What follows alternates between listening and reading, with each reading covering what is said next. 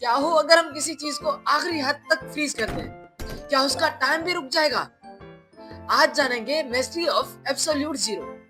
0 degree Celsius पे पानी जमने लगता है और एब्सोल्यूट जीरो यानी -273 सेंटीग्रेड, जहाँ पे किसी भी चीज की मोशन नहीं होती, ना ही वाइब्रेशन ना ही एनर्जी, सिर्फ खामोशी।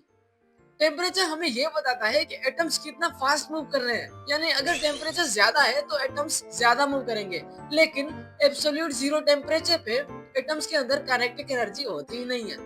लेकिन साइंसदानों की ये बात सुनकर तुम भी हक्के पक्के रह जाओगे कि एब्सोल्यूट जीरो यानी -273 सेल्सियस तक पहुंचना लगभग इम्पॉसिबल है, क्योंकि उसके लिए तुम्हें एटम से एनर्जी निकालनी पड़ेगी। जितनी ज्यादा एनर्जी निकालोगे तुम्हारा काम उतना ही मुश्किल होता जाएगा, और आखिर तक पहुंचने के लिए तुम्हें इन्फिनिट एनर्जी चाहिए उसे निकालने के लिए। इवन के थर्मोडायनामिक्स का तीसरा लॉ एब्सोल्यूट जीरो तक पहुंचने से इनकार कर देता है। एब्सोल्यूट जीरो के करीब एटम्स की मोशन बिल्कुल ही स्लो हो जाती है। उनके हिसाब से टाइम बिल्कुल ही आहिस्ता आहिस्ता चलता है।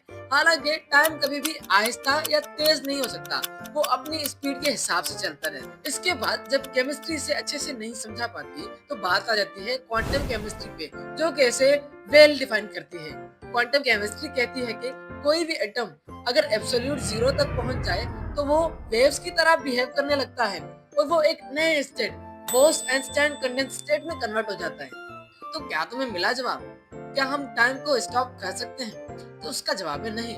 हाँ, लेकिन हम कुदरत की हलचल को किसी हद तक रोक तो सकते हैं, और उस खामोशी के अंदर हम ये जान सकते हैं कि मोशन से पहले ये यूनिवर्स कैसी लगती होगी। हम वक्त को रोक तो नहीं सकते, लेकिन उसके किनारों को छू तो सकते हैं। ये है लैब केमिस्ट्री, जहाँ ठंड के भी गर्म शोले निकलते हैं।